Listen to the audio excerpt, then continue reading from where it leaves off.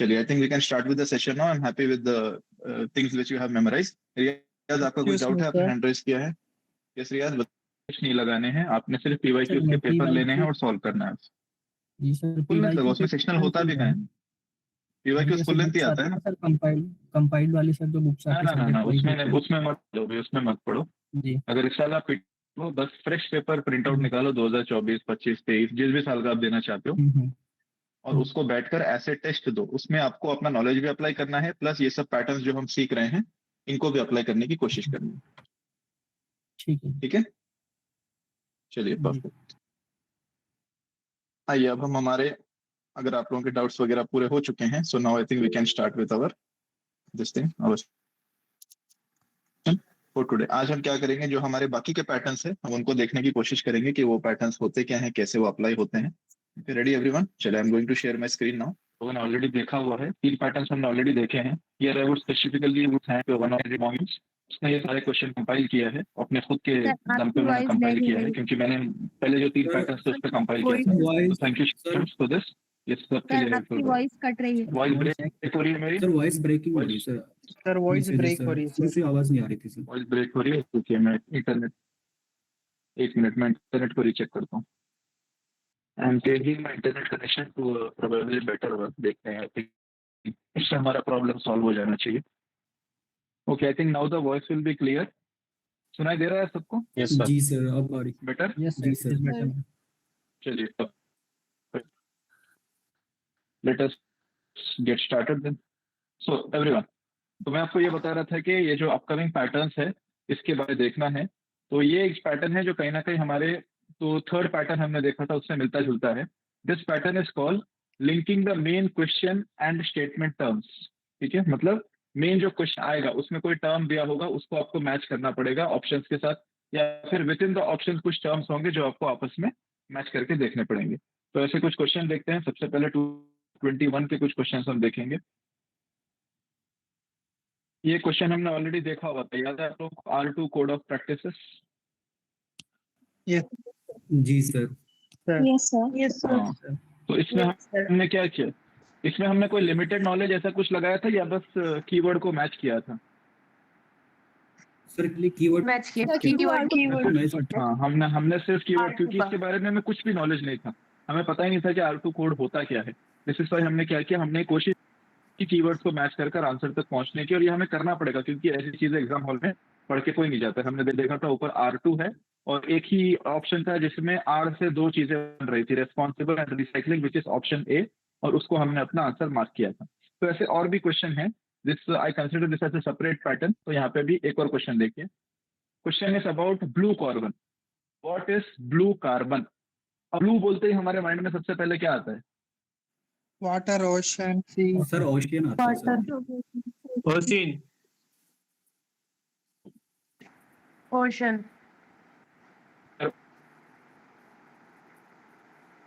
पहले तो वाटर आता है सर। बढ़िया, और आप उनके निकालिए। ये होगा क्वेश्चन। कौन सा ऑप्शन आंसर? आंसर ए है सर। ए सर। ए है सर। इसका आंसर रहेगा ऑप्शन ए। क्यों हमें नहीं पता, प्योर सर आपकी आवाज सही कीवर्ड से नहीं आ रही। है। सर जितने भी ऑप्शन मेंशन किए गए हैं उसमें अभी भी नहीं। Hello sir. सर आपकी आवाज just a minute, let me go through this. Sir आपकी स्क्रीन भी शो नहीं हो रही। Okay, I hope now it is Audible. मेरी आवाज आ रही है आप लोगों को? आ रही है अभी भी सर आवाज ब्रेक हो रही है। सर आपने पे ब्लूटूथ डिवाइस कनेक्ट कर रखा है सर? शांत शांत, इतने सारे लोग एक साथ बात मत कीजिए। मैं कुछ चीजें बताऊंगा, अगर मेरी वॉइस क्लियर है तो थम्स अप दीजिए, अगर नहीं है तो मत दीजिए, ठीक है? So we are going to go through the fourth pattern which is about linking the keywords. तो आई थिंक मेरी वॉइस क्लियर आ रही है, बहुत सारे थम्स अप आ रहे हैं, तो उम्मीद करते हैं वॉइस क्लियर आती रहे, ठीक है? और आप लोग बीच में कुछ ऐसे मैसेज वगैरह मत डालिए, उससे डिस्टरबेंस होता है। ठीक है, पहले हम एक एक चीज को देख लेते हैं, उसके बाद you can ask your doubts. I will give you the opportunity to ask your doubts. I have change my internet connection, so hopefully now this problem should not come again. चलिए देखते हैं। मैं वापस आपके साथ अपना स्क्रीन शेयर कर रहा हूं ताकि आप लोग सारे क्वेश्चंस को देख सको। सो ब्लू कार्बन वाला क्वेश्चन सबको समझ में आ गया? किस बेसिस पे sir. किया हमने, नॉलेज के बेसिस पे या कीवर्ड के बेसिस पे? कीवर्ड कीवर्ड के की वजह से कीवर्ड के बेसिस। सिंपल। ये 2021 का हम देख रहे हैं। ठीक है, अब आ जाइए एक और क्वेश्चन देखिए, क्वेश्चन नंबर 31 देखिए। With reference to 64 Yogini temple situated near Morena, consider the following statements. क्या क्वेश्चन हमने किया था पहले? नहीं किया ना? नहीं सर, ये नहीं नहीं नहीं किया। नहीं। अब देखिए, बड़ा इंटरेस्टिंग क्वेश्चन है, ध्यान से देखिए उसको। कौन से स्टेटमेंट्स आपको लग रहा है कि गलत हो सकते हैं? ध्यान से पढ़िए, उसके बाद बताइए, जल्दबाजी नहीं करना है। सेकंड रॉन्ग हो सकता है। सर ऑप्शन 1 से सही होगा सर, और ऑप्शन 2 गलत है। सर ऑप्शन 2 गलत है, ओनली लिखा है उसमें sir circular. Option 2 is wrong. ठीक है, option sir 3 can also be eliminated. Option 2 में सबको प्रॉब्लम नजर आ रहा है?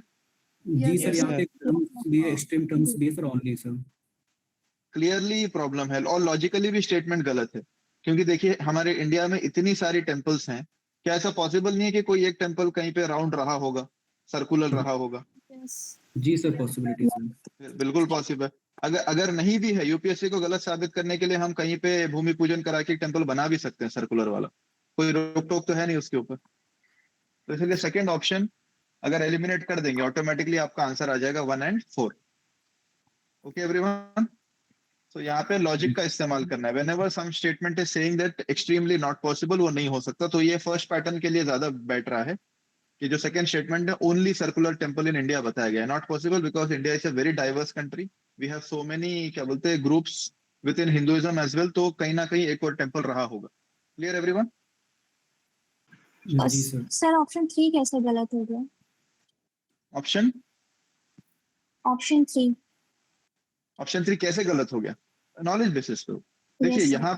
यहाँ पे क्या बोलते हैं, 64 योगिनी टेम्पल के बारे में हम डिटेल में नहीं पढ़ रहे हैं, बस पैटर्न आइडेंटिफाई कर रहे हैं। क्योंकि आल्सो योगिनी थर्ड स्टेटमेंट में ऐसा कोई पैटर्न है भी नहीं। और एक चीज, हाँ, अगर आप करना चाहे आप मैच करके देख सकते हैं, ठीक है, पर ये थोड़ा एडवांस लेवल का होगा। कीवर्ड्स अगर आपको मैच करना है, 64 योगिनी टेम्पल तो कैसा लगेगा?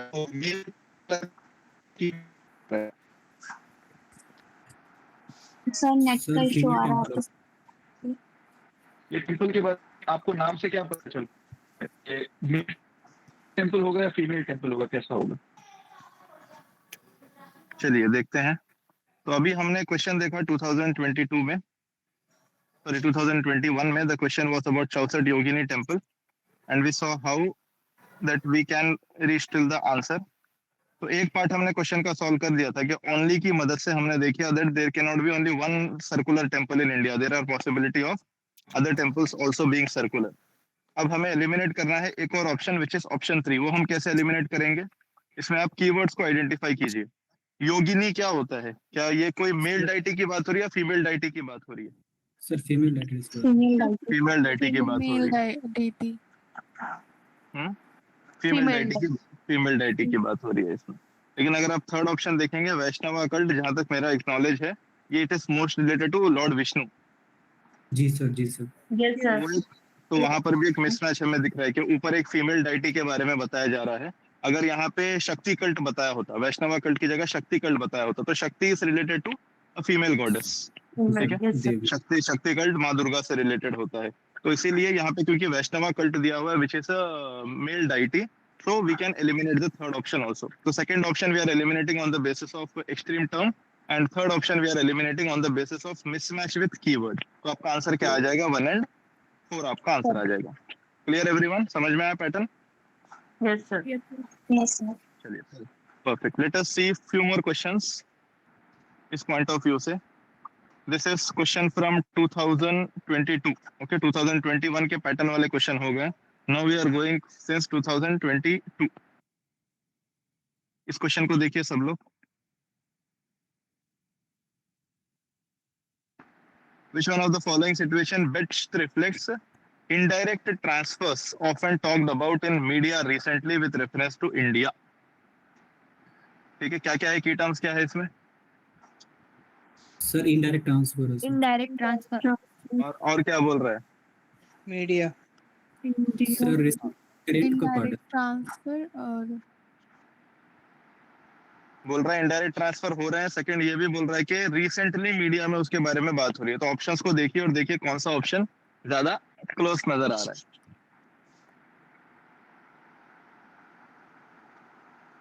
ध्यान से देखिए, कीवर्ड्स को मैच कीजिए, you will find the answer.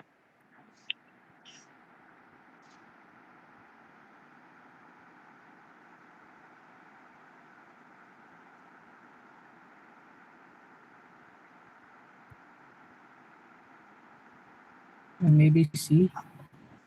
सी लग रहा है आपको? ठीक है, ठीक है। किसी को डी लग रहा है, सी लग रहा है। लॉजिक बताइए, क्या लॉजिक क्या लगा रहे हैं आप लोग?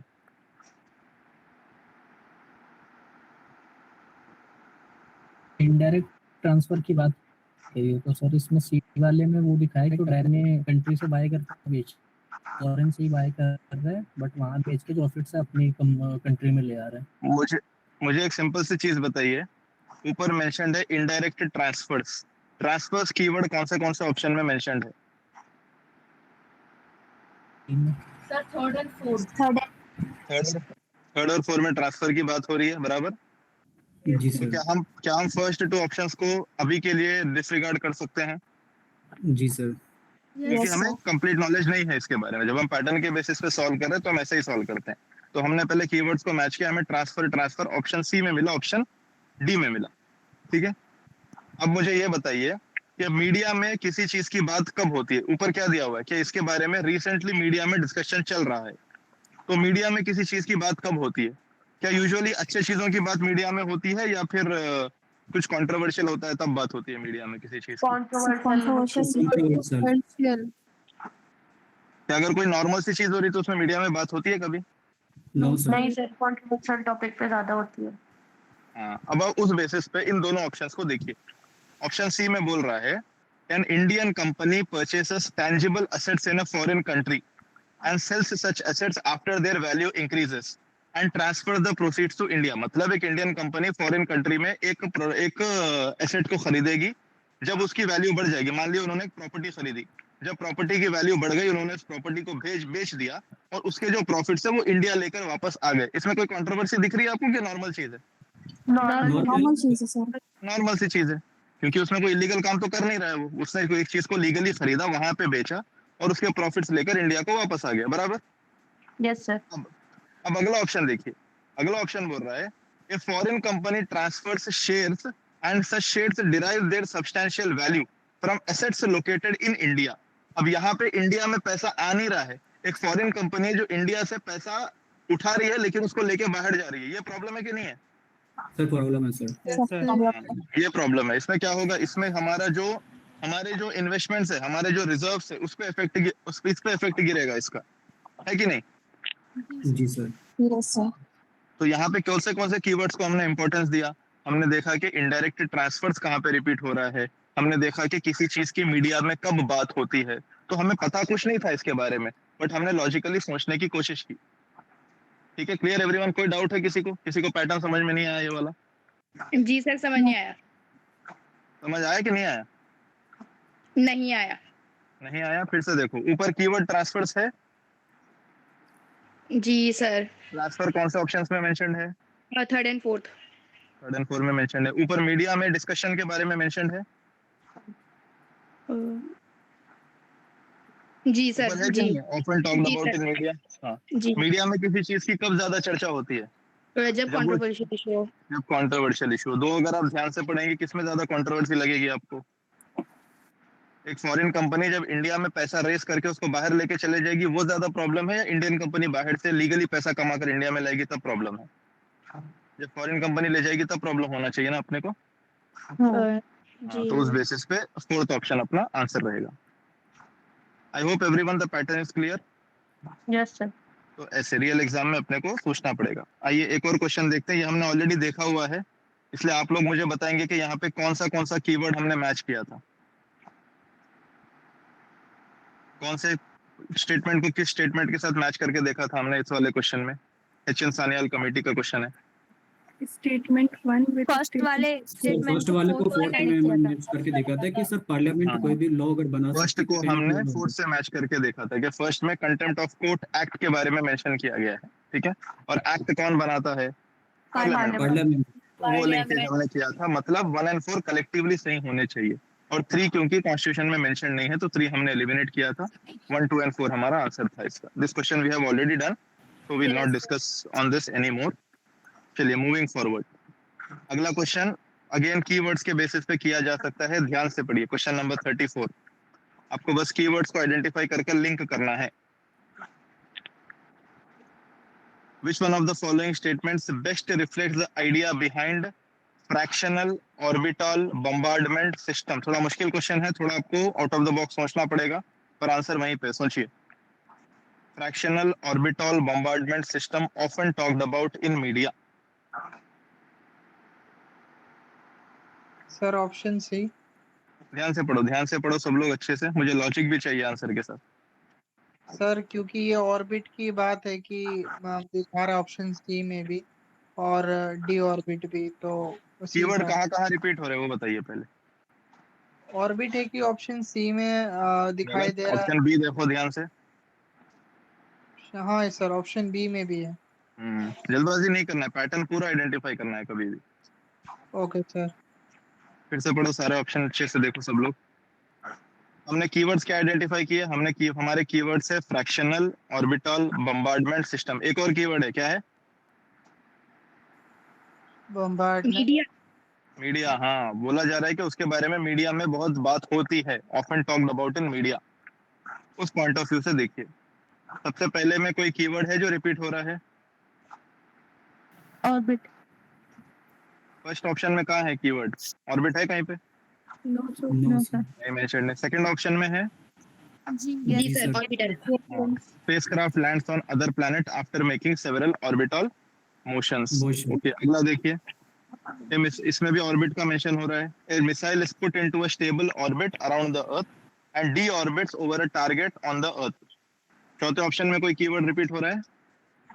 No no sir. सर। नहीं हो रहा। तो purely on the basis of keywords and pattern अगर मुझे एलिमिनेट करना है, कौन से दो ऑप्शंस को मैं भी साइड में रख सकता हूँ? सर ए और डी। ए और डी को हम साइड में रख देंगे। अब हमें दो में डिसाइड करना है, बी और सी। अब बी और सी की लैंग्वेज को अगर हम पढ़ेंगे, ठीक है, अभी हमें ऑर्बिट के अलावा भी बाकी चीजें भी देखनी है। बाकी चीजें हमें क्या देखनी है? हमें बम्बार्डमेंट के बारे में देखना है, ठीक है। बम्बार्डमेंट क्या होता है ना, आसान भाषा में क्या कह सकते हैं उसको?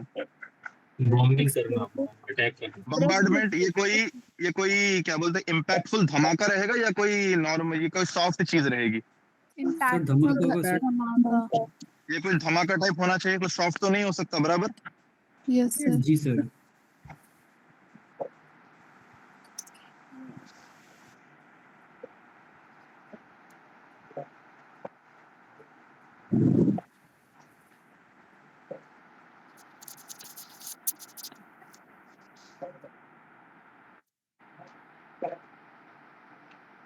Hello everyone, am I audible to you?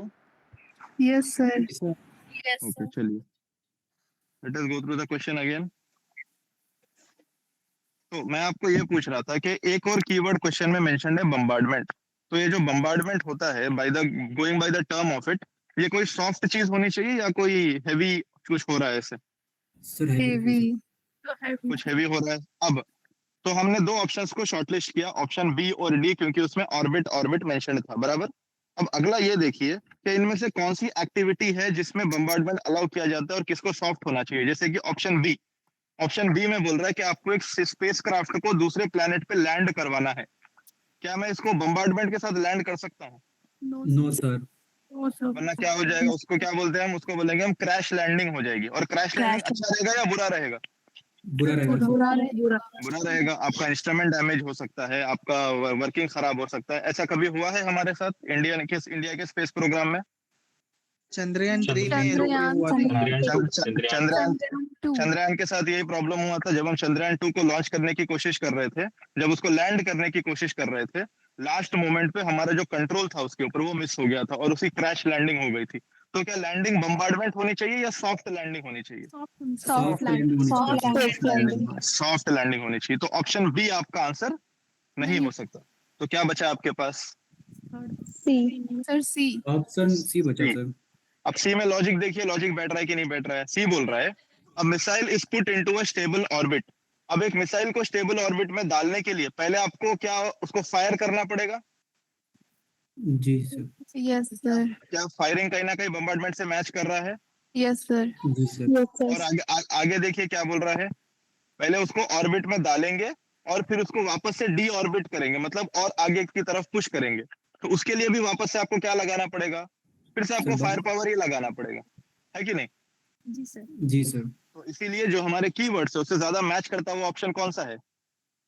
Sir वो सी है sir sir. C option C वो आपका आंसर रहेगा। ठीक है, क्लियर एवरीवन? आप लोग समझ रहे हैं हम आंसर तक कैसे पहुंच रहे हैं? यस सर जी sir. We are doing it purely on the basis of language, purely on the basis of कि क्वेश्चन में कौन से टर्म्स मेंशन्ड है और वो टर्म्स किस तरीके से रिपीट हो रहे हैं। Sir, I have a doubt. Please yes Priya. Sir, in first option, we can relate the word explode with bombardment. Yes, you can do it for sure. So option A should also Good be correct. observation. अच्छा नहीं, it should not be correct. It can be a consideration.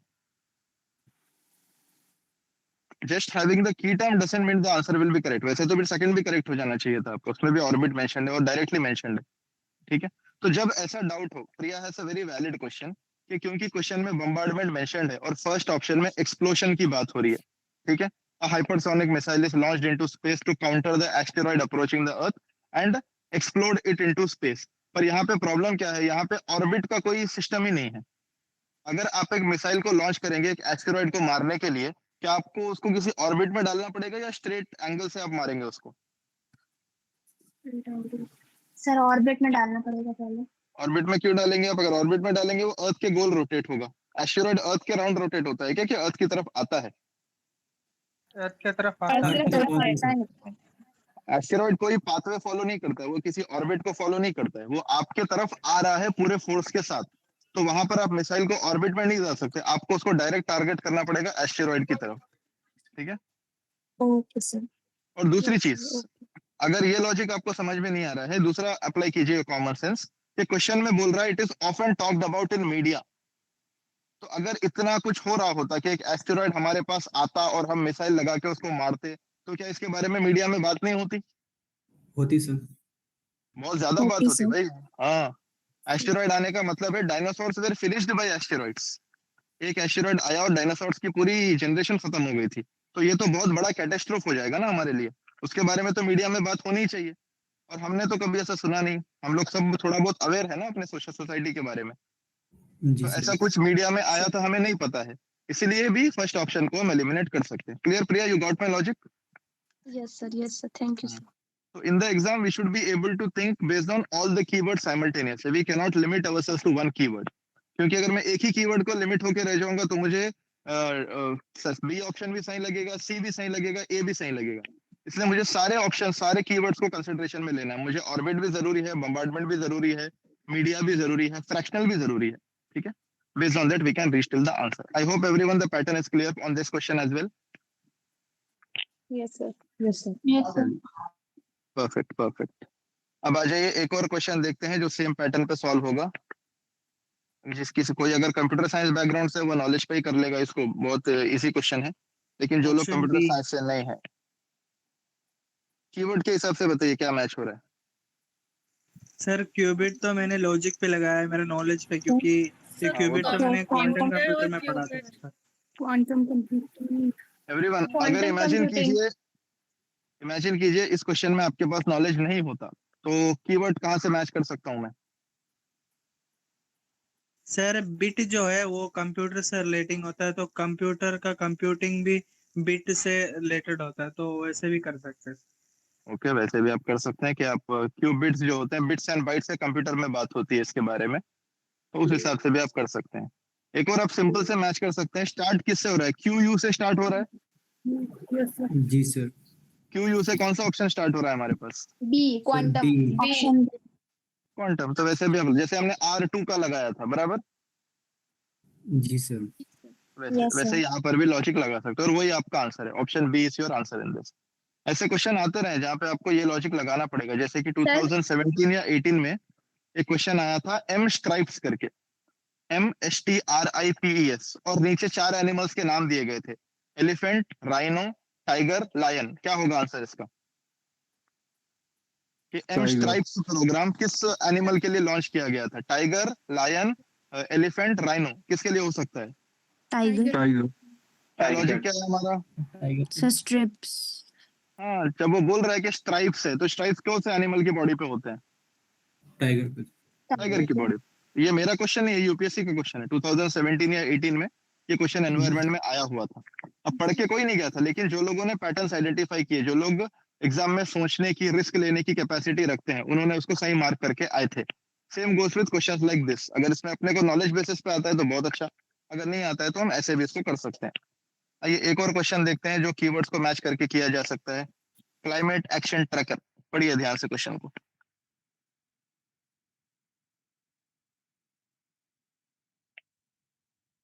Keywords क्या है, sir climate action tracker. Climate action tracker मतलब क्या है keywords का। Climate action तो सब लोग समझते हैं, ट्रैकर का क्या काम होता है, सर वो ट्रैक डेटा टू प्रोवाइड कर रहा है ट्रैक द क्लाइमेट किसी भी ट्रैकर का क्या काम होता है, अकाउंटेबिलिटी चेक करना। ट्रैकर का काम होता है कि भाई डाटा आप कलेक्ट करेंगे, वो डाटा का आप एक रिकॉर्ड रखेंगे, ये सब ट्रैकर का काम होता है। आगे देखिए क्या बोल रहा है, आगे आगे और भी कीवर्ड्स है। किस चीज के लिए इस ट्रैकर को यूज किया जा रहा है according to the statement.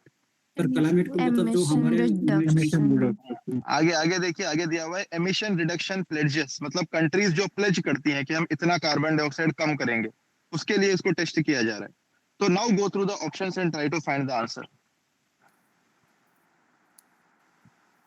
Sir ए बाकी के क्यों नहीं है, सब लोग पहले ऑप्शन देख लीजिए, मुझे बताइए सही क्यों कौन सा होगा और जो नहीं होंगे वो क्यों नहीं होंगे। सर पहला सही है, लेकिन सर डी वाला सही इसलिए नहीं होगा क्योंकि ये सर जब इंटरनेशनल जो बात मीटिंग्स होती है सर, वहाँ पे फाइनेंस के बारे में बात की जाती है, लेकिन वहाँ पे सर ऐसा मतलब इंश्योर नहीं की जाती कि पैसा दिया ही जाएगा। बहुत आगे का सोच रहे हैं आप, उससे भी सिंपल तरीका है उसको एलिमिनेट करने का। सर सी आंसर हो सकता है बिकॉज क्लाइमेट कन्वेंशन में कुछ गोल्स होते हैं इमिशन रिडक्शन के। कीवर्ड ट्रैकर का कुछ मिल रहा है वहाँ पे आपको। सर ए को हम इसलिए एलिमिनेट कर सकते हैं क्योंकि इसमें रिसर्च ऑर्गेनाइजेशन की बात हो रही है और क्वेश्चन में डिफरेंट कंट्रीज की बात हो रही है। नहीं नहीं नहीं, तुम लोग बहुत बहुत ज्यादा कॉम्प्लिकेट कर रहे हो, मेरी बात ध्यान से सुनो। ए में डेटाबेस वर्ड आ रहा है। हाँ सर जो ट्रैकर है हमने वो डेटाबेस से रिलेटेड लग रहा। चलिए शांत हो जाइए, सब लोग शांत हो जाइए। हम लोग कीवर्ड्स को क्यों आइडेंटिफाई करते हैं, keywords are not identified just for name sake. Keywords identify करने के लिए नहीं किए जाते हैं, आगे जाके उसका इस्तेमाल भी करना है। हमने यहाँ पे कीवर्ड आइडेंटिफाई किया था क्लाइमेट एक्शन ट्रैकर। ये आपको किसी टूल का नाम लग रहा है या किसी बॉडी ऑर्गेनाइजेशन का नाम लग रहा है। सर किसी टूल का नाम लगा। ये किसी टूल का नाम है या किसी बॉडी ऑर्गेनाइजेशन का नाम है। Sir body organisation. किसको लग रहा है कि बॉडी ऑर्गेनाइजेशन का नाम है। सर मेरे का को नाम है। क्या किसी भी ऑर्गेनाइजेशन का ऐसा नाम होता है ट्रैकर करके। नहीं नो सर सर। तो ये बॉडी ऑर्गेनाइजेशन का नाम नहीं है, ये एक टूल के बारे में बताया जा रहा है। ठीक है, अब चारों ऑप्शन को अगर आप देखेंगे, पहला ऑप्शन बोल रहा है database created by coalition of research organisation, और बाकी के तीनों ऑप्शन जो है एक ऑर्गेनाइजेशन की, एक ग्रुप की बात कर रहे हैं। ऑप्शन बी देखिए, wing of international panel of climate change. तो ये कोई टूल हो गया या कोई विंग हो गया। विंग क्या होता है, एक ऑर्गन का पार्ट हो गया, बराबर। जी सर। इसी तरह अगला ऑप्शन देखिए, committee under the United nation framework convention. Committee भी क्या हो गया, एक ऑर्गेनाइजेशन हो गया सर। एक ऑर्गेनाइजेशन हो गया। Agency promoted and financed by United Nations environment programme. Agency क्या हो गया, सर ये भी ऑर्गेनाइजेशन सर। ये भी ऑर्गेनाइजेशन हो गया। तो option B, C and D तीनों में किसी टूल की बात नहीं हो रही है, किसी ऑर्गेनाइजेशन की बात हो रही है। वो चाहे आईपीसीसी के साथ जुड़ा हुआ हो या यूएनएफसीसीसी के साथ जुड़ा हो या यूएनईपी के साथ या वर्ल्ड बैंक के साथ जुड़ा हुआ हो, वो कोई ट्रैकर के सेंस में लॉजिक नहीं दे रहा है, वो ज्यादा बता रहा है कि वो की ऑर्गेनाइजेशन है। एक ही ऑप्शन है जो आपको ज्यादा डाटा की बात कर रहा है, कौन सा ऑप्शन है वो? ए Sir, ऑप्शन A. तो आपका आंसर क्या होना चाहिए? Sir A Sir, also in the question is saying that different countries pledges for emission reduction, and Correct. in the option A there is coalition of research organizations. So good, it ये logic भी also लगा सकते हैं, that logic can also be applied. वो कह रही है कि अलग अलग कंट्रीज के प्लेजेस हैं तो कोalition हो सकता है कंट्रीज का, ठीक है। तो एवरीवन कीवर्ड सिर्फ आइडेंटिफाई नहीं करने हैं, कीवर्ड्स की मदद से आपको देखना भी है कि लॉजिकली आंसर क्या हो सकता है। इसमें दो टेक्निक लग रही है, एक तो आप ऐसे ट्रैकर के साथ डाटाबेस को मैच करके देख सकते हैं, दूसरा आप एक और टेक्निक लगा सकते हैं जिसको हम बोलते हैं ऑड मैन आउट। अगर आप चारों ऑप्शंस को पढ़ेंगे, एक ऑप्शन है जो तीन ऑप्शन सिमिलर है, एक अलग है। कौन से तीन सिमिलर है? बीसीडी सिमिलर है। यस सर बीसीडी में सब ऑर्गेनाइजेशन की बात हो रही है, किसी का विंग हो गया, किसी की कमिटी हो गई, किसी की एजेंसी हो गई। लेकिन ऑप्शन ए एक लौता ऑप्शन है जहां पे डाटाबेस की इसकी बात हो रही है, इसलिए क्या आंसर रहेगा आपका? ए आपका आंसर रहेगा। क्लियर एवरीवन, लॉजिक समझ में आ रहा है? यस सर जी सर। परफेक्ट। चलिए एक और क्वेश्चन देखते हैं, सेम कीवर्ड से मैच कर ही आपको आंसर निकालना है। इसका भी पढ़िए इसके बारे में और आंसर निकालिए, लॉजिक बताइए।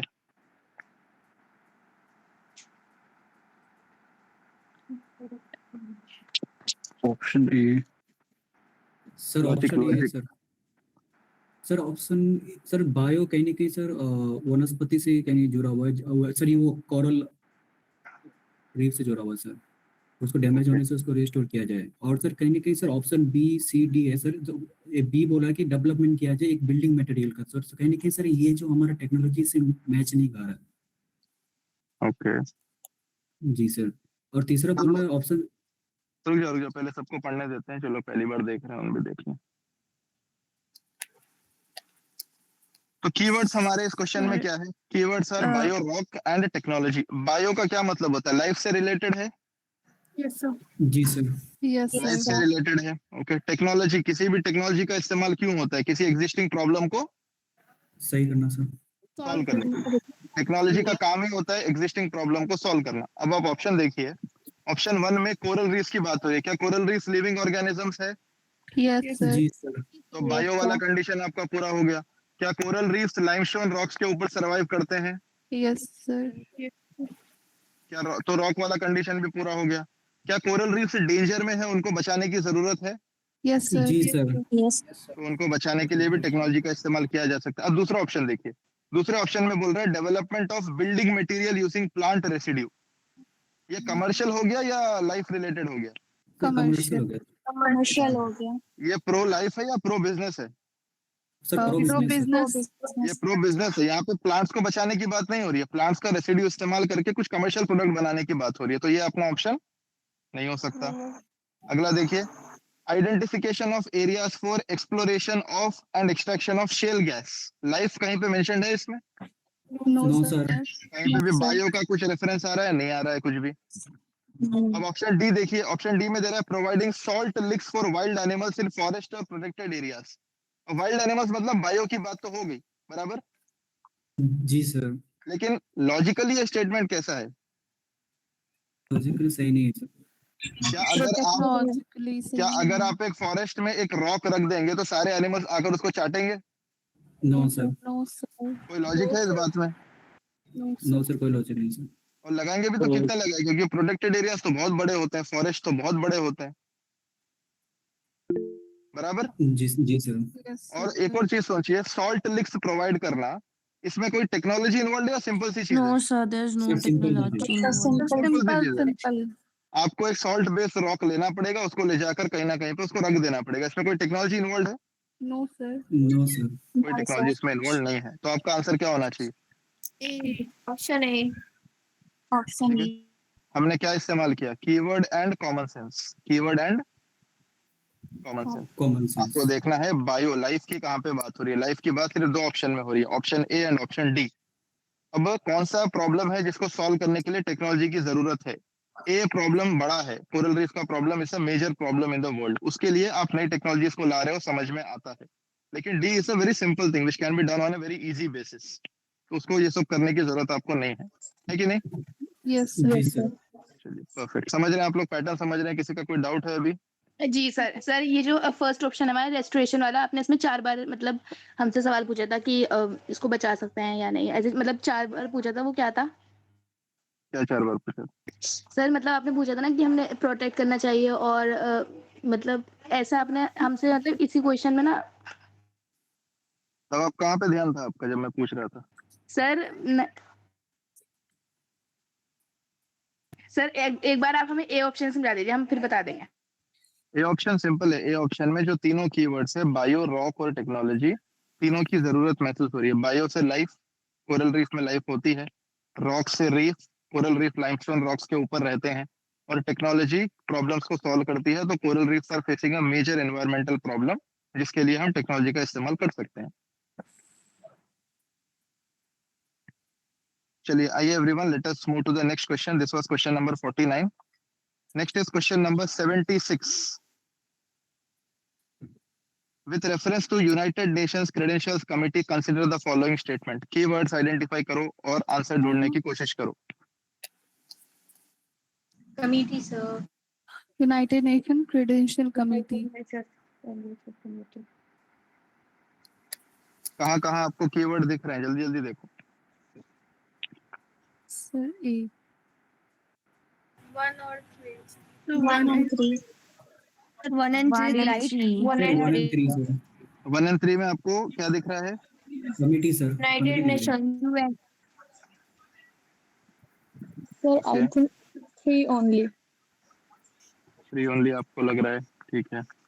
हमने कीवर्ड्स क्या क्या आइडेंटिफाई किए इसमें? यूनाइटेड नेशंस की बात हो रही है और क्रेडेंशियल्स कमिटी की बात हो रही है। पहले ऑप्शन में कीवर्ड रिपीट हो रहे हैं, हाँ, कमिटी की बात हो रही है वहां पे। जी सर, यूनाइटेड नेशंस की भी बात हो रही है। इसी तरह सेकंड ऑप्शन में ऐसी कोई बात नहीं हो रही है। थर्ड ऑप्शन देखिए, थर्ड ऑप्शन में क्रेडेंशियल्स कीवर्ड रिपीट हो रहा है अपना, जी सर, Yes, साथ में sir. यूनाइटेड नेशंस भी रिपीट हो रहा है। अब यहाँ पर एक कैच है, ठीक है। या तो आप आंसर 1 and 3 मार सकते हैं एग्जाम हॉल में अगर समझ में नहीं आ रहा है, पर अगर आप एक और लेवल डीपर सोचेंगे तो आपको थोड़ा यहाँ पे लिमिटेड नॉलेज लगाना चाहिए। यूनाइटेड नेशन का एक होता है सिक्योरिटी काउंसिल, एक होता है जनरल असेंबली। जी कौन सा सर, ज्यादा एक्सेसिबल है, कौन सा ज्यादा ओपन है? General sir general Assembly. Assembly, General general Assembly. Assembly, security council जो है बहुत बहुत ही क्लोज्ड ग्रुप है जो सिलेक्टेड टॉपिक्स के ऊपर बात करता है और उन सबके जो उसके जो मेंबर्स हैं उन सबके पास वीटो पावर होता है, ठीक है। तो जी they are sir, all strong members. तो यहाँ पे बात हो रही है क्रेडेंशियल्स की। क्रेडेंशियल्स हम किसे कहते हैं? क्रेडेंशियल मतलब किसी का एलिजिबिलिटी एस्टेब्लिश करना। क्या यूनाइटेड नेशन सिक्योरिटी काउंसिल जैसी बॉडी एलिजिबिलिटी देखती बैठेगी? क्या No, ऐसा काम sir. जनरल असेंबली को करना चाहिए? No, sir. General general Assembly. Assembly को करना चाहिए सर। जनरल असेंबली को ही करना चाहिए, क्योंकि सिक्योरिटी काउंसिल एक बहुत क्लोज्ड ग्रुप है, उसमें सभी कंट्रीज का रिप्रेजेंटेशन नहीं है, तो उसको आप ऐसा काम नहीं दे सकते। दूसरा, वहां पे जो कंट्रीज है उनके पास वीटो पावर है, तो वो अपनी अपनी मर्जी से लोगों को अलाउ करेंगे, क्रेडेंशियल्स देंगे, तो वहां पे बयास का चांसेस होते हैं। इसीलिए 1 भी एलिमिनेट हो जाएगा, आपका आंसर रहेगा 3 ओनली। सेकेंड ऑप्शन में क्या प्रॉब्लम है? क्योंकि सर उसमें सर एवरी ये वर्ड दिया हुआ है ना, ट्रेडिशनली इसलिए। बोला सर, कहने की कि एक मतलब परंपरा है कि वो उनका बोल रहा है मीटिंग कि होता साल में 3 बार मिलना चाहिए। पॉसिबल है? इतनी सारी कंट्रीज है कि नहीं सर, एग्जैक्टली मार्च में मिलो, जून में मिलो, सितंबर में मिलो, तो इतना रिजिड नहीं हो सकता, उसमें कुछ फ्लेक्सिबिलिटी रहती होगी ऐसे। तो वो लॉजिक पे भी आप सोच सकते हैं थोड़ा। और यूजुअली अगर इतने सारे फैक्ट्स दिए होते हैं तो यूजुअली वो स्टेटमेंट गलत होता है, वो भी आगे मैं आपको एक पैटर्न है बताऊंगा। आई होप ये आंसर सबको समझ में आ गया होगा। 2 जी कीवर्ड्स सर, हमने यहाँ पे देखे, Yes, एक है sir. क्रेडेंशियल्स, एक है कमिटी। सेकंड, हमने देखा कि हमने एक लिमिटेड नॉलेज अप्लाई किया कि सिक्योरिटी काउंसिल का एक सिलेक्टेड रोल होता है, लिमिटेड रोल होता है, वो ज्यादा हर चीज में इन्वॉल्व नहीं होता। तो ये काम किसको करना पड़ेगा? जनरल असेंबली को करना पड़ेगा, General इसीलिए Assembly. 3 ओनली आपका आंसर रहेगा। Clear everyone? Yes, sir. जी सर, चलिए let's move forward to another question. देखिए क्वेश्चन नंबर 77 देखिए। Which one of the following statements best describes the polar code? Keyword क्या है? Polar. सर पोलार कोड, बस जाओ फिर ढूंढो क्या मिल रहा है आपको कीवर्ड के हिसाब से। जल्दबाजी नहीं करना है, आराम से पढ़ो। First. पढ़िए, पहले पढ़िए, सारे ऑप्शन अच्छे से पढ़िए। कौन से स्टेटमेंट में कीवर्ड मैच हो रहा है देखिए, कीवर्ड रिपीट हो रहा है। बी में पहला नॉर्थ ऑप्शन पोल बोला भी सर, है, पोलर भी है, 2 वर्ड मिले। फिर कहाँ एक पे? ऑप्शन बी में पोल और पोलर भी है। ऑप्शन सी में भी नॉर्थ पोल और साउथ पोल है। ठीक है, ऑप्शन बी में पोल पोल रिपीट हो रहा है, ऑप्शन सी में पोल पोल रिपीट हो रहा है, ठीक है। और सर और तो कहीं नहीं दिख रहा सर। और कहीं ऑप्शन 1 में कुछ नहीं दिख रहा? सर ऑप्शन पोलर वाटर और कोड दिख रही है सर। Polar water. सबसे ज्यादा कीवर्ड कौन से ऑप्शन में रिपीट हो रहे हैं? ए। ए में सर। चलिए पहले तो एक चीज हो गई कि ए में ज्यादा कीवर्ड्स रिपीट हो रहे हैं। अब दूसरी चीज लॉजिकली सोचिए, कोड क्या होता है? कोड कोई लॉ होता है या कोई स्टैंडर्ड प्रोसीजर होता है? सर स्टैंडर्ड प्रोसीजर होता है सर। Standard procedure. जब हम किसी ऑर्गेनाइजेशन में काम करते हैं या किसी ऑर्गेनाइजेशन में जाते हैं, या फिर जो फायर डिपार्टमेंट वगैरह होता है, उनका क्या होता है? जैसे कि सिविल सर्वेंट्स के लिए होता है code of conduct. Ethics sir, code code बोलते हैं या लॉ बोलते हैं उसको? सर कोड बोलते हैं उसको। तो जो ऐसी रेगुलर मैनेजमेंट वाली चीजें होती है, चाहे वो सेफ्टी हो गया, एथिक्स हो गया, कंडक्ट हो गया, इसके लिए हमेशा कोड बनता है। और फर्स्ट ऑप्शन क्या बता रहा है? International code of safety for ships operating in polar waters. तो सेफ्टी की बात हो रही है, लॉजिकल लग रहा है। जी सर। अब बाकी के ऑप्शंस देखिए। सेकंड ऑप्शन में बोल रहा है अग्रीमेंट है। अग्रीमेंट का नाम कोड रखेंगे या कन्वेंशन अग्रीमेंट ऐसे नाम रहेगा? Sir convention agreement. जैसे आपने कुछ अग्रीमेंट्स का नाम सुना होगा, जैसे कि United Nation Convention to Combat Desertification, वो कोई कोड है या कोई अग्रीमेंट है? सर वो एग्रीमेंट है। वो एग्रीमेंट है। इसी तरह एक और है कन्वेंशन ऑन बायोडाइवर्सिटी, कोई कोड है या अग्रीमेंट है? सर एग्रीमेंट है सर। तो एग्रीमेंट्स को कोड नहीं बुलाया जाता। अगर आपको बेसिक अवेयरनेस है एनवायरमेंटल रेगुलेशंस के बारे में या इंटरनेशनल रिलेशंस के बारे में, अग्रीमेंट को या तो अग्रीमेंट बुलाएंगे या फिर कन्वेंशन बुलाएंगे, बराबर? जी सर। इसी तरह जो थर्ड ऑप्शन है वहां पर भी देखिए, set of norms to be followed by the countries. Again norms की बात हो रही है, ठीक है। इसी तरह ऑप्शन डी तो बिल्कुल भी नहीं आएगा, उसमें ट्रेड एंड सिक्योरिटी अग्रीमेंट दिया हुआ है कि अग्रीमेंट को हम कोड बुलाएंगे, सेम लॉजिक यहाँ पे भी अप्लाई होगा। समझ रहे हैं आप लोग? तो ए ही एक लौता आंसर है जिसमें कीवर्ड ज्यादा मैच हो रहे हैं, और कोड जो कीवर्ड है हमारा उसका ज्यादा सेंस भी वहीं पे बन रहा है, इसलिए your answer will be option A. 77 का आंसर रहेगा ए। समझ गए सब लोग? जी सर। चलिए perfect. These were the question from 2022 in which we identified the keywords and we matched the keywords with the statements and we tried to find the answer. I hope आप लोगों को ये वाला पैटर्न भी समझ में आ गया होगा। ये हमारा फोर्थ पैटर्न था। अभी तक हमने चार पैटर्न देख लिए हैं: extreme terms, inclusive terms, limited knowledge, effective application, and now we saw linking of the keywords. ठीक है, अभी आपको क्या करना है, इसको अच्छे से प्रैक्टिस करना है, ताकि जब मैं आपको 2023, 24 और 25 के क्वेश्चन बताऊं तो आप ये पैटर्न्स आइडेंटिफाई कर सको, जो हम कल करेंगे।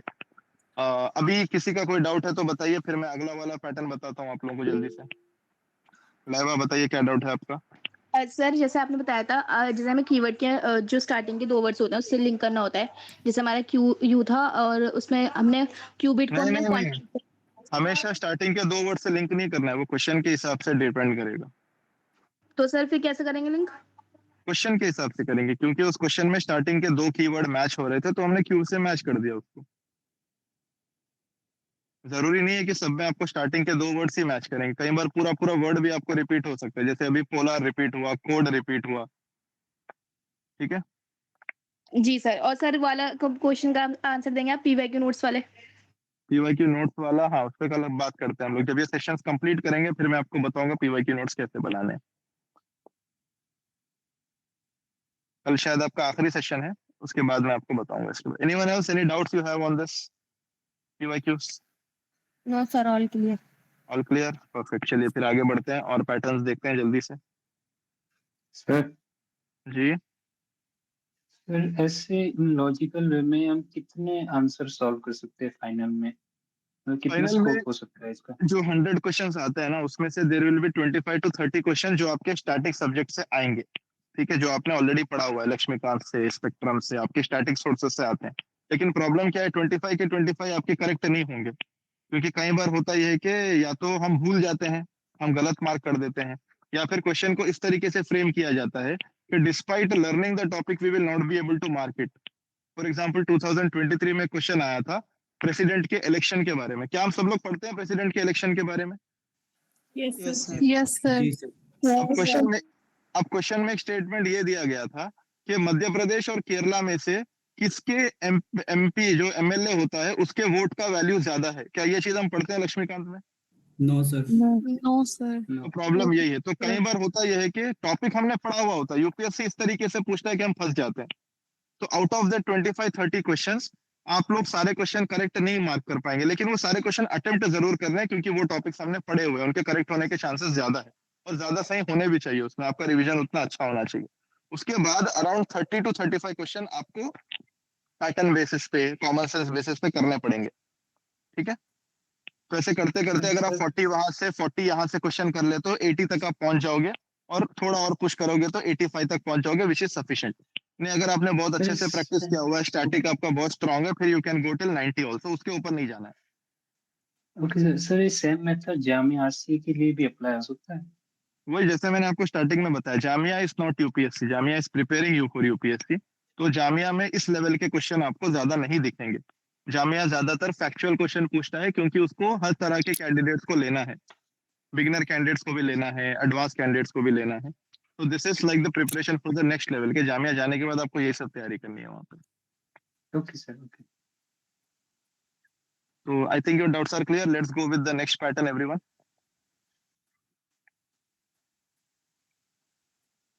आ जाइए। Next pattern which we are going to see, पहले मैं आपको लिस्ट बता देता हूँ। और पेज नंबर पे हम लोग 46। ये रहा आपका अगला पैटर्न। पैटर्न का नाम है 2 और मोर देन 2 फैक्ट्स। मतलब अगर किसी स्टेटमेंट में 2 या 2 से ज्यादा फैक्ट है तो यूजुअली वो स्टेटमेंट गलत होता है, ठीक है? अगर किसी स्टेटमेंट में 2 या 2 से ज्यादा फैक्ट है, यूजुअली वो स्टेटमेंट गलत होता है। जैसे ध्यान दीजिए, मैंने बोला यूजुअली, मतलब क्या हमेशा गलत रहेगा? No sir. लेकिन अगर आपके sufficient number of questions attempt नहीं हुए हैं और एक कंप्लीटली नया क्वेश्चन है जो आपके नॉलेज बेस से बाहर आया है और वहां पर आपको ये पैटर्न दिख गया, तो आप लगाएंगे कि नहीं लगाएंगे? सर लगा देंगे सर। लगाना चाहिए। क्यों लगाना चाहिए? क्योंकि वो मिनिमम रिस्क आपको लेना पड़ेगा, ठीक है? तो उस बेसिस पे आइए 1-2 क्वेश्चन मैं आपको सॉल्व करवाता हूँ। वैसे इस पैटर्न से कम ही क्वेश्चन आते हैं, पर एक आध आ जाता है। अगर एक भी क्वेश्चन आपका आ गया उस बेसिस पे तो आपका फायदा है। 2022 के बाद अगला ऐसा पैटर्न आया है, 2023 में भी एक क्वेश्चन है, पर वो मैं आपको उसके साथ कराऊंगा जब हम वो करेंगे।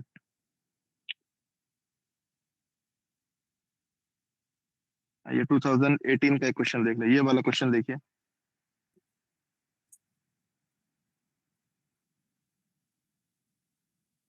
अब क्वेश्चन नंबर 35 का फर्स्ट स्टेटमेंट देखिए, क्या बोल रहा है? JAXA is an outcome of climate summit held in Paris in 2015। अब यहाँ पर आपको ये समझना जरूरी है कि फैक्ट क्या होता है। फैक्ट हम किसे कहते हैं? फैक्ट ऐसी चीज है जिसे आप नेगेट नहीं कर सकते। जैसे अगर मैं आपको बोलूं कि आई एम फ्रॉम पंजाब, तो ये फैक्ट हुआ कि नहीं हुआ? जी सर। Yes sir. ये फैक्ट हो गया। बट अगर मैं आपको बोलूं I am somewhere from a place in south India, तो क्या इसको आप नेगेट कर सकते हैं? जी सर। Yes sir. उसमें फिर ऑप्शंस आपके पास बढ़ गए। तो fact is something which is conclusive. Fact is something जिसपे आगे कुछ बात नहीं हो सकती, जो बता दिया वो बता दिया। तो प्रॉब्लम क्या है कि usually it is easy for the examiner to switch the facts. मतलब अगर जैसे यहाँ पे फर्स्ट ऑप्शन में पेरिस दिया, पेरिस के अलावा कुछ और हो सकता है। 2015 दिया, उसके अलावा कुछ और हो सकता है। पेरिस के अलावा लंदन हो सकता है, 2015 की जगह 2018 हो सकता है। तो कुछ भी पॉसिबिलिटी हो सकती है। तो इसीलिए जहां पे भी 2 या 2 से ज्यादा फैक्ट दिखे तो आप उस स्टेटमेंट को गलत मान के चल सकते हैं। जैसे कि यहाँ पे जो फर्स्ट स्टेटमेंट है वो गलत है। समझ में आ रहा है आप लोगों को क्या बोल रहा हूँ? Yes sir. नहीं सर, एक बार फिर से बता दें। आइए एक और क्वेश्चन मैं बताता हूँ। ये देखिए 2021 में हम लोग आ गए और ये वाला क्वेश्चन देखिए। इसका फर्स्ट स्टेटमेंट पढ़िए, क्या उसमें फैक्ट मेंशन्ड है? क्या पूछा सर आपने? नो सर, फैक्ट तो नहीं है सर। वो बोलते हैं कि मदर लैंग्वेज।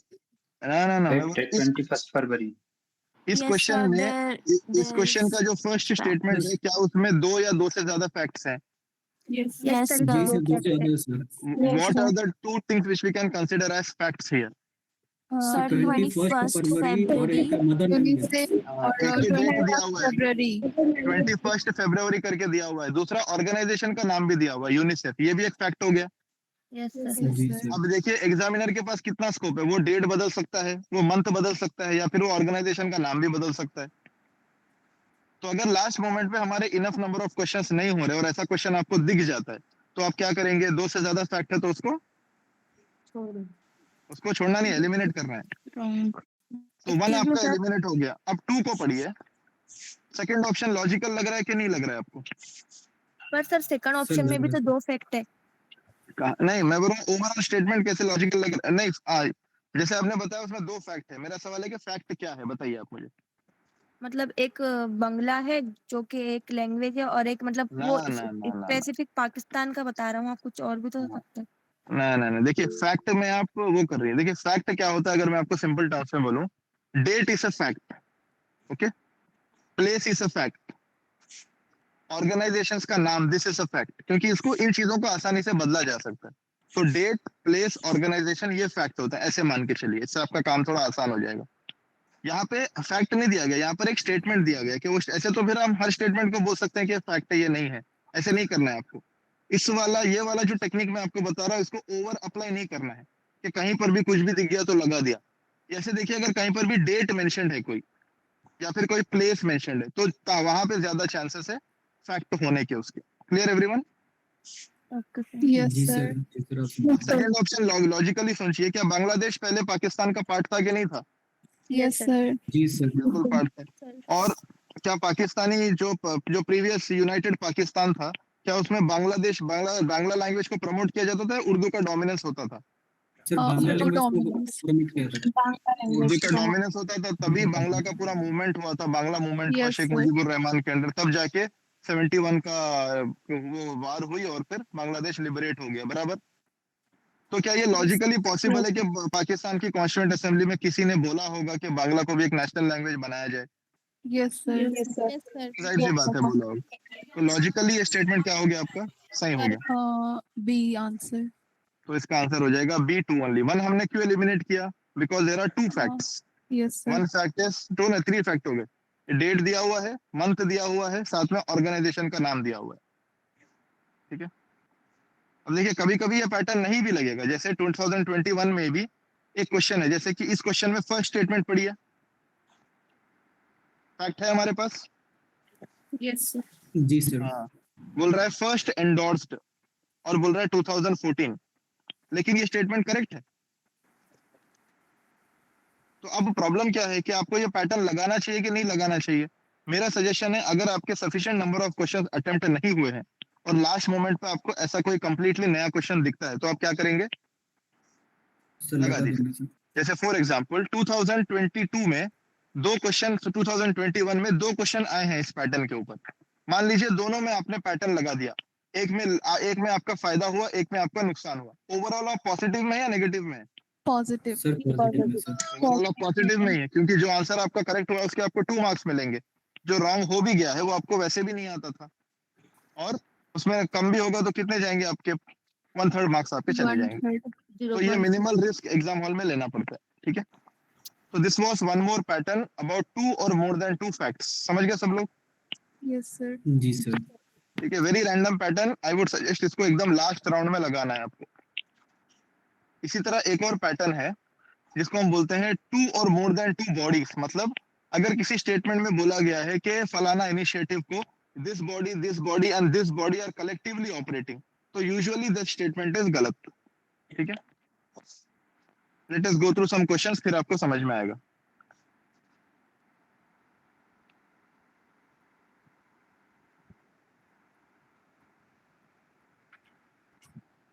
टू 2021 और 22 के कुछ क्वेश्चंस देखते हैं।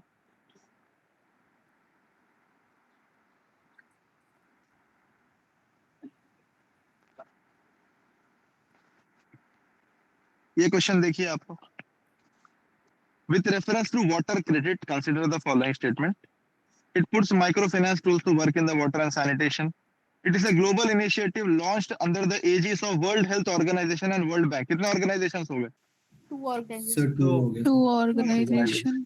तो यूजुअली ये देखा गया है कि जब किसी स्टेटमेंट में 2 या 2 से ज्यादा ऑर्गेनाइजेशन मेंशन होते हैं तो वो स्टेटमेंट गलत होता है। तो 2 को आप यहाँ पे एलिमिनेट कर सकते हैं। ऑप्शन सी।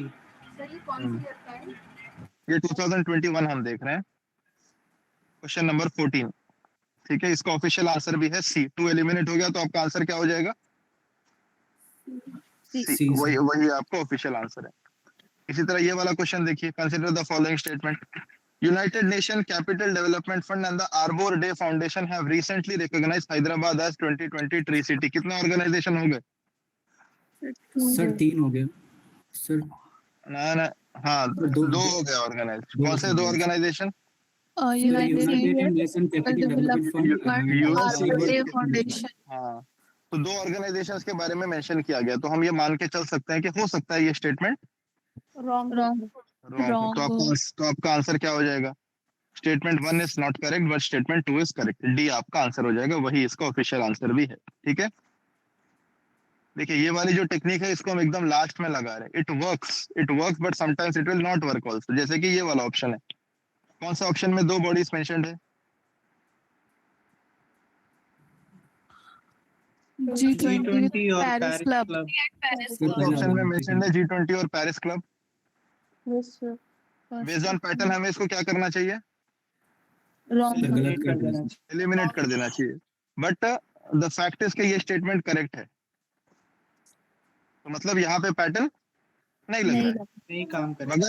मगर जैसे मैंने आपको बोला कि अगर आपको दिख रहा है पैटर्न और sufficient number of question attempt नहीं हुए, क्या करना है? लगा क्या देना है। जैसे कि 2022 में ये भी क्वेश्चन आया, लेकिन 2 और क्वेश्चन भी आए। जैसे इस क्वेश्चन में देखिए आप, इस क्वेश्चन में देखिए कहीं पर 2 बॉडीज मेंशन्ड है।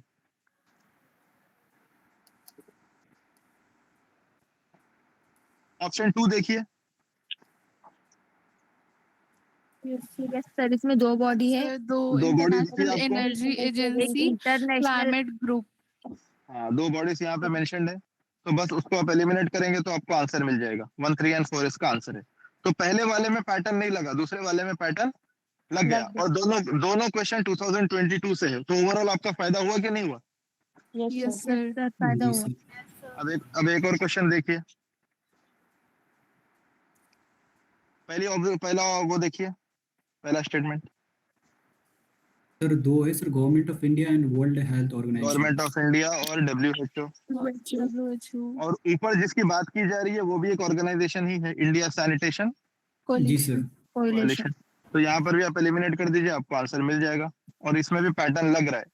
तो 2022 में 3 क्वेश्चन आए, 3 में से 2 में पैटर्न लग रहा है, 1 में नहीं लग रहा है। ओवरऑल आपका फायदा हुआ कि नुकसान हुआ? सर फायदा हुआ सर। बहुत ज्यादा फायदा हुआ। 4 मार्क आ रहे हैं आपके, और हार्डली 1/3 मार्क आपका चले जाएगा अगर प्योरली पैटर्न के ऊपर आप उसको खेलते हो तो ये वाला पैटर्न सबको समझ में आ गया? जी सर। एक पैटर्न है 2 और मोर देन 2 बॉडीज।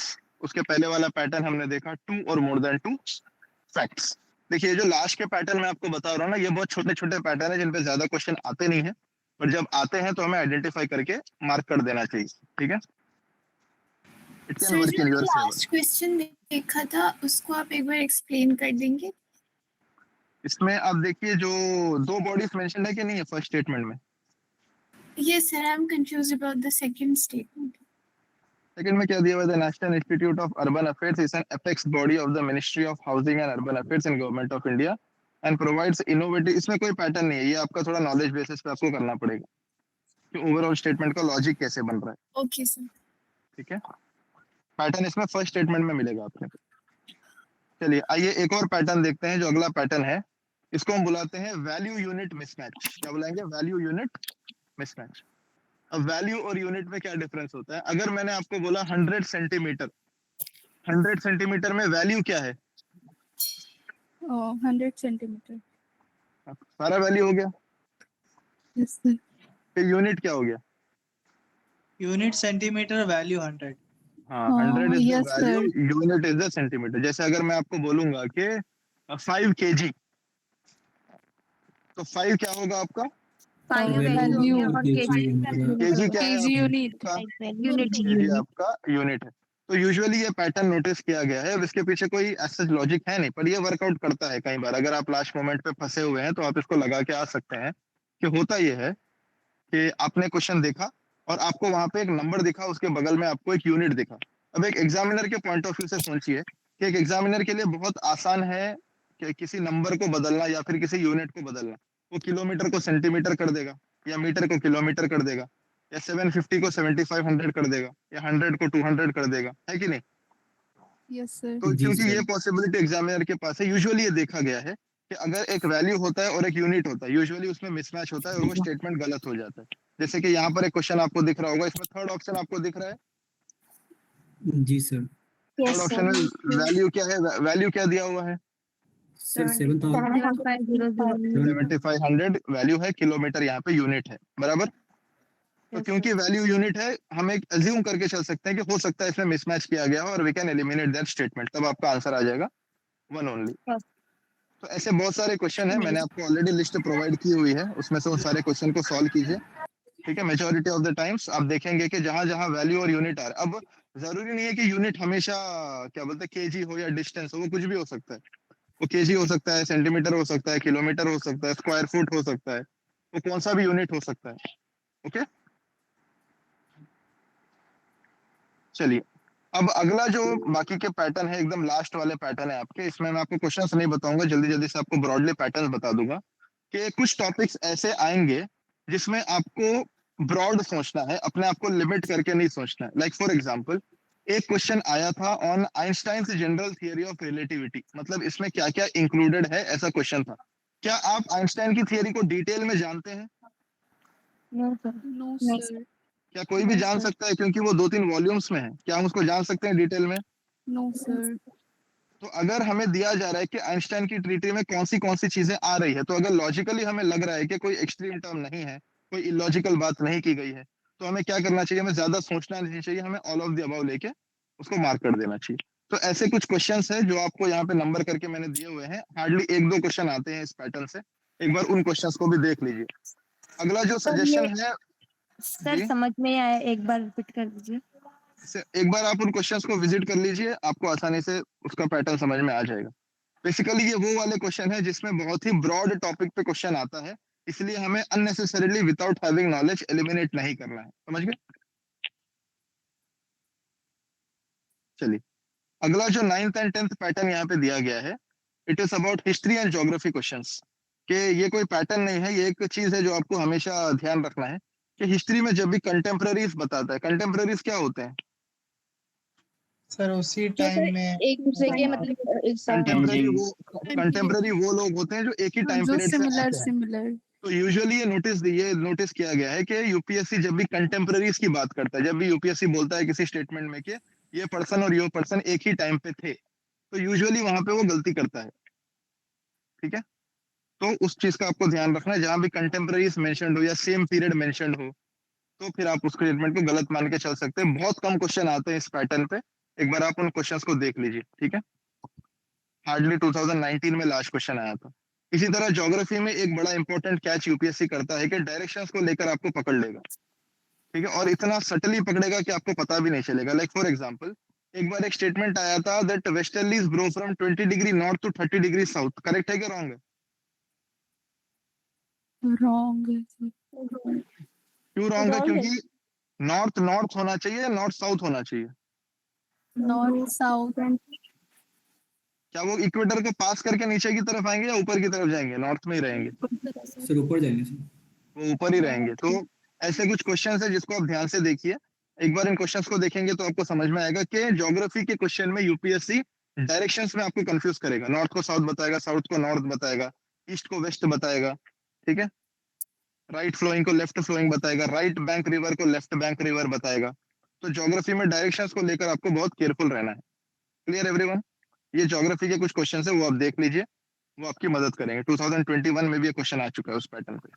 अगला जो लास्ट है एक और पैटर्न, वो है ऑर्गन टर्म का। ऑर्गन क्या है? बेसिकली इसमें कोई लॉजिक नहीं है, एकदम रैंडम सा ये पैटर्न है कि कभी पहले आया करता था, ऐसा 2017 में लास्ट ऐसा क्वेश्चन आया है कि अगर किसी स्टेटमेंट में ये वर्ड मेंशन्ड है organ, that this body is an organ of this body, that this is an organ of that, तो यूजुअली वो उसको गलत देता है। तो ऐसे भी कुछ क्वेश्चन है, वो आप देख लीजिए। मतलब जहां भी ऑर्गन आपको दिख जाए वो स्टेटमेंट गलत होता था पहले, बहुत टाइम से इस पैटर्न को पूछा नहीं है, तो हेवीली इसके ऊपर रिलाई मत कीजिए। लेकिन जस्ट इन केस अगर यूपीएससी कल को फिर से पूछ लेता है और लास्ट मोमेंट पे आपको अपने नंबर ऑफ अटेम्प्ट्स पूरे करने हैं, तो आप अटेम्प्ट कर सकते हैं उसको। तो this were our 11 major patterns. अब आया सबसे लास्ट और सबसे जरूरी और सबसे इंपॉर्टेंट पैटर्न। अगर इस पैटर्न पे आपने काम नहीं किया, आपकी सारी बाकी की सभी मेहनत बेकार है। This pattern is about PYQ content analysis. ठीक है, इसका क्या मतलब है कि यूपीएससी के जितने भी प्रीवियस ईयर क्वेश्चन है, पिछले एटलीस्ट 5 साल के, 10 साल के, आपको सभी क्वेश्चंस को देखना है, उसके सभी ऑप्शंस को देखना है, और उस क्वेश्चन के ऊपर, उस ऑप्शंस के ऊपर आपको कुछ ना कुछ कंटेंट बना के रखना है। कितना कंटेंट आपको बनाना है? आपको बेसिक विकिपीडिया का एक पेज के उसके ऊपर आपको नोट्स बनाने पड़ेंगे। तो नोट मेकिंग एग्जैक्टली कैसे करनी है पीवाईक्यूज के साथ, वो मैं कल आपसे बात करूंगा जब हम सेशन को कंप्लीट करेंगे। ठीक है, लेकिन ये चीज जो हमारा 12th पैटर्न है, वो कोई पैटर्न नहीं है, वो एक सजेशन है आप सबके लिए कि कई बार यूपीएससी अपने ही क्वेश्चंस को रिपीट करता है या फिर अपने क्वेश्चन में आने वाले ऑप्शंस को रिपीट करता है। तो इसीलिए content analysis is equally important. हमने जितना भी सेशन किया, हमने कंटेंट एनालिसिस किया या लैंग्वेज एनालिसिस किया? Language analysis. मैंने जितना कुछ भी आपको सिखाया है वो सब लैंग्वेज एनालिसिस है। कंटेंट एनालिसिस मैंने आपको नहीं करवाया है। कंटेंट एनालिसिस आपको करना पड़ेगा।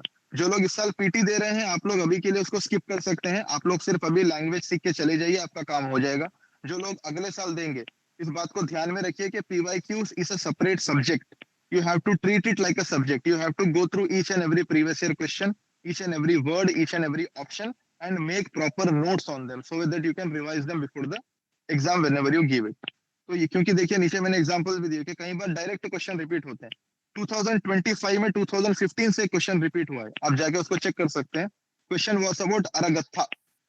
एक प्रीवियस ईयर टर्म है, एक एंशिएंट इंडिया में एक टर्म होता था अरागत्था, जिसका मतलब होता था एक व्हील जिससे पानी निकाला जाता था। तो 2015 में यूपीएससी ने उसके बारे में पूछा था, उसी क्वेश्चन को रिपीट किया exactly same to same question 2025 में।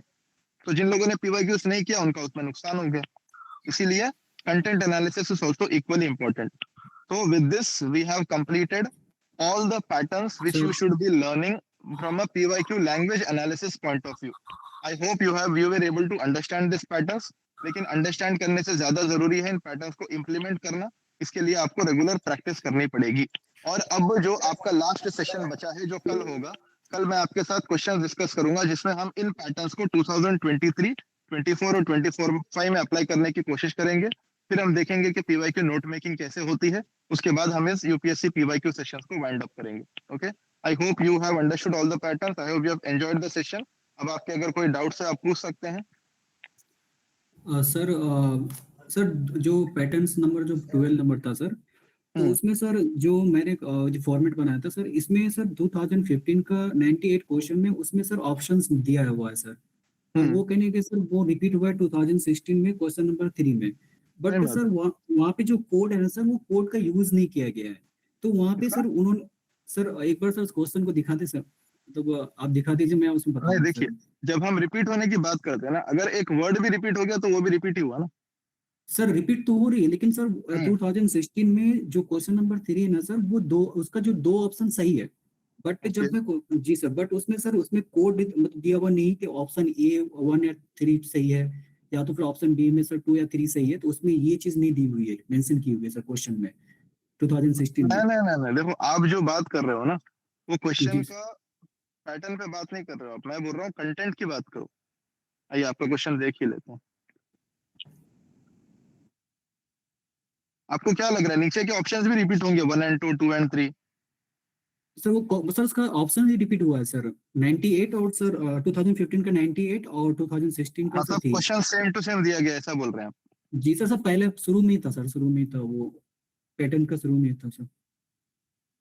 2000 कौन सा ईयर है? 2015 सर, शुरू में ही है। मैं हाँ जी सर, इसी में नीचे चाहिए सर, पहले 98 सर। इसका जो ऑप्शन दिया गया सर, टॉपिक भी सेम है सर, ऑप्शन भी सेम उन्होंने दिया है। बट सर यहाँ पे ऑप्शन नहीं दिया, ऐसे बोल रहे हैं आप? जी सर, यहाँ पे ऑप्शन नहीं दिया है, लेकिन सर ऑप्शन दिए हैं आपने, उसको ठीक से एडिट नहीं किया है सर। सॉरी सर, मुझे मेरे से गलती हो गई। उसके नीचे ऑप्शंस है। 2016 का पेपर एक बार अच्छे से देखिए, वो दूसरे पेज में दिया हुआ रहेगा सर। शायद वही हुआ होगा, मेरे से ही मिस्टेक हुआ होगा, आपने मिस कर दिया उसको। तो देखिए, जैसे मैं आपको बता रहा था ना अभी कि कैसे क्वेश्चंस रिपीट होते हैं। देखिए, ये 2015 का क्वेश्चन है, सब लोग देखिए। 2015 का क्वेश्चन है, there has been a persistent deficit budget year after year. Same question 1 साल पहले पूछा गया था, persistent budget deficit year after year. Same question को अगले साल रिपीट कर दिया, और ये अभी भी हो रहा है। 2015 का क्वेश्चन जैसे मैंने अभी आपको बताया, अरागत्ता वाला क्वेश्चन 2025 में पूछ लिया था। तो इसीलिए content analysis is equally important.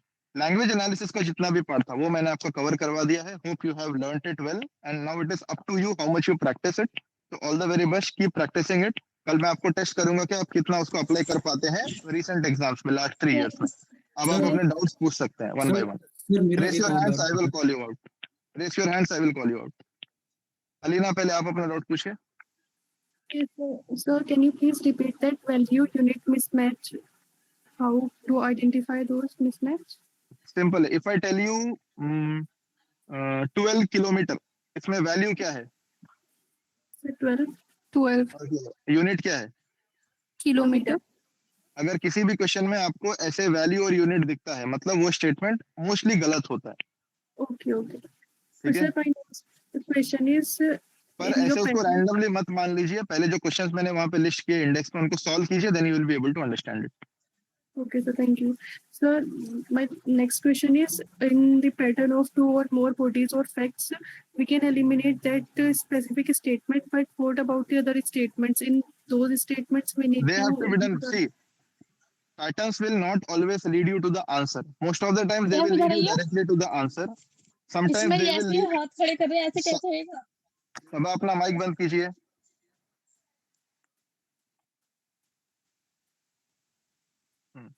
So what I was saying is, patterns will not always lead you to the answer. Most of the times they will lead you to the answer, but sometimes they can make you go towards 50-50. वो आपको 50-50 पे लाके छोड़ देंगे. Even that is good. Instead of not knowing anything, 50-50 पे भी पहुंचना अच्छी बात है। और अगर आप 50-50 पे भी आ जाती हैं, उस क्वेश्चन को अटेम्प्ट करके आना है, छोड़ के नहीं आना है आपको। ठीक है? Okay, sir, thank you. अगला सानिया, क्या डाउट है आपका, बताइए।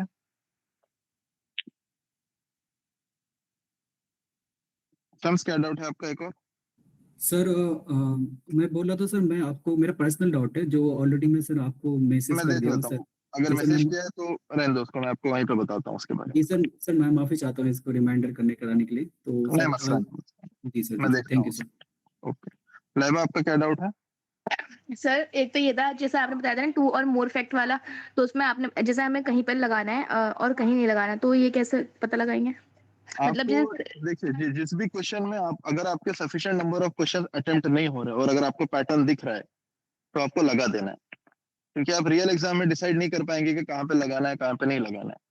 तो और वैसे ज्यादा क्वेश्चन आएंगे भी नहीं, हार्डली 1 या 2 क्वेश्चन आएंगे उस पैटर्न से, तो उसमें आप लगा सकती हैं। मेजोरिटी बार ये देखा गया है कि फायदा ही होता है। अगर एक में नुकसान होता है तो दूसरे में फायदा हो जाता है उसका। ठीक है।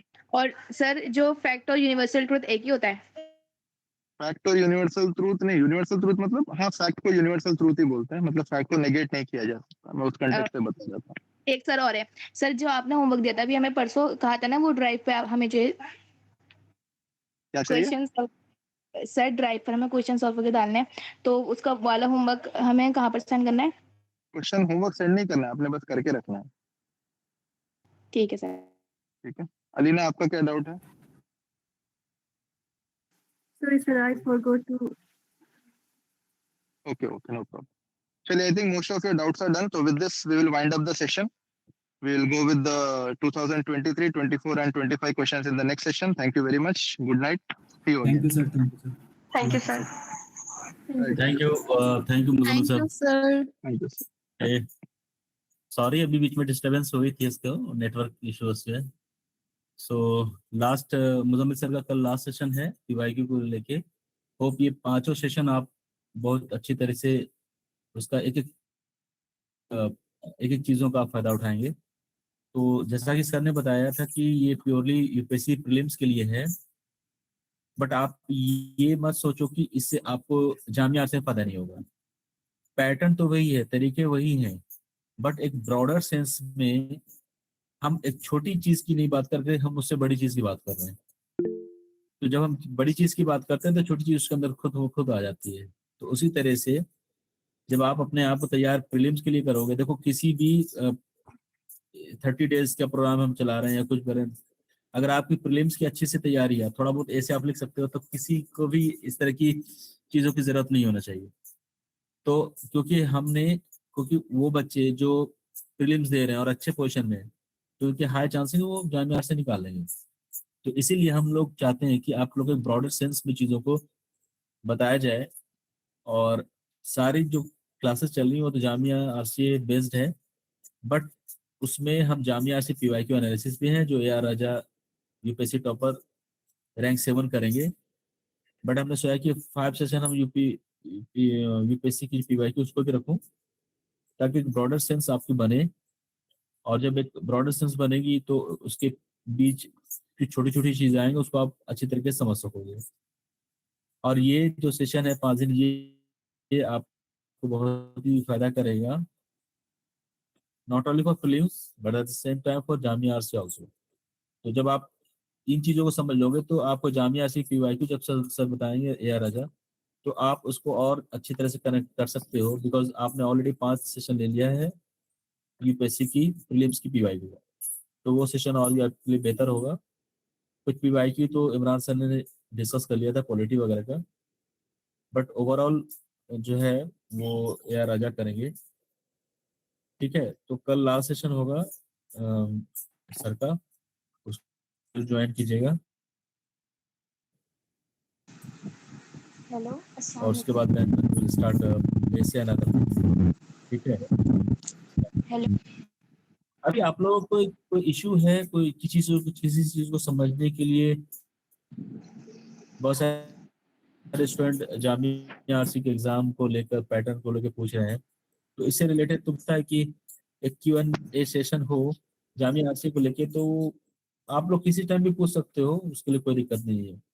मतलब इवन कि हम जो क्लासेस होती हैं उसके बाद हम थोड़ा डिस्कस आप लोग सब करते हैं, तो उसमें कुछ है नहीं। कुछ बच्चे ऐसे पूछ रहे थे कि सर कितनी पूछी जाएंगे, कितने नंबर पूछेंगे। ये तो बहुत बेसिक है, जब आपने नोटिफिकेशन देखी है तो उसमें सारी चीज लिखी हुई है। तो आप कोई अगर ऐसा सवाल पूछता तो मुझे ये लग रहा है कि पता नहीं क्या आप लोगों का, आपको क्लैरिटी है कि नहीं एग्जाम के बारे में। तो अगर किसी को कोई डाउट है जामिया आरसी के एग्जामिनेशन को लेके, पैटर्न को लेके, क्वेश्चन को लेके, तो आप लोग सवाल पूछ सकते हैं। सर हेलो, हाँ, अस्सलाम वालेकुम सर। सर एक्चुअली मुझे ये पूछना था कि करंट अफेयर कितने मंथ तक 29 और तैयार करना है? 30 को, 29 और 30 मई को, हाँ हाँ मैं आ रहा हूँ, 29 और 30 मई को पोर्टल ओपन होगी। जिन बच्चों ने कुछ गलतियां कर दी हैं एंट्री में, या फिर आप अपना टेस्ट सेंटर चेंज करना चाहते हैं, तो उन 2 दिनों में कर सकते हैं। उसके बाद फर्स्ट वीक ऑफ जून में एडमिट कार्ड आ जाएगी। फर्स्ट वीक कहे तो 1 या 2 तारीख को आप लोग की एडमिट कार्ड आ जाएगी। देखो करंट अफेयर्स में जैसा कि सर ने बताया, जनवरी मैक्सिमम फरवरी तक के करंट अफेयर्स, तो करंट अफेयर्स के पीछे आप लोग ना पढ़ो, क्योंकि करंट अफेयर्स बहुत बड़ा पार्ट होता है। और उसके 2-3 क्वेश्चन, 4 क्वेश्चन के लिए आप पूरा वक्त उसमें लगा दो, वो मुझे नहीं लगता ठीक है। 3 सेशन होंगे करंट अफेयर्स के, आप देखो शेड्यूल टाइम टूल दिया गया आपको, उसमें जो अब तक के आपकी एक्सपीरियंस नॉलेज है वो कर लेना। हालांकि अगर आपको ये चाहिए कि लास्ट 6 मंथ यानी फरवरी, जनवरी, दिसंबर, अक्टूबर, फिर सितंबर, तो सितंबर से लेके फरवरी तक आप देख सकते हो। बाकी 3 सेशन है नासिर सर के, उसमें और भी एड ऑन हो जाएगा करंट अफेयर्स आपका। Okay thank you sir. Sir ये पैटर्न बार बार चेंज सर, क्यों होता है? आपका- कभी 60 क्वेश्चन, कभी 100, ऐसा क्यों? हाँ देखो, हर जितने भी डायरेक्टर होते हैं ना जामिया आरसी के, हर 3 साल में चेंज होते हैं। तो मान ले कि इस साल हम बने, तो मेरी मर्जी, हमने 100 क्वेश्चन कर दिया। 3 साल तक हमने 100 क्वेश्चन रखे, हमने जो है इंग्लिश, हिंदी, उर्दू तीनों में निकाल दिया। नेक्स्ट सेशन कोई और आते हैं, बोलते नहीं, जो बहुत पहले सेशन था तारिक सर के टाइम 60 क्वेश्चन, उसी को हम रिपीट करते हैं। तो उन्होंने दोबारा उसी को रिपीट कर दिया 60 क्वेश्चन। तो कुछ साल यानी आई थिंक 22-24 इसमें आपको 100 क्वेश्चन के आए होंगे। उसके बाद 60 क्वेश्चन आ रहे हैं। हाँ बस ऐसे ही है। तो बीच में आबिद हलीम साहब आए थे डायरेक्टर, तो उन्होंने 60 को 100 किया, और उर्दू में क्वेश्चन नहीं आते थे तो उन्होंने इम्प्लीमेंट किया उर्दू में भी आएंगे। वो एक अच्छा काम करके गए थे। तो बट अगेन डायरेक्टर चेंज हुए हैं, तो उन्होंने बोला नहीं 60 ही रखते हैं।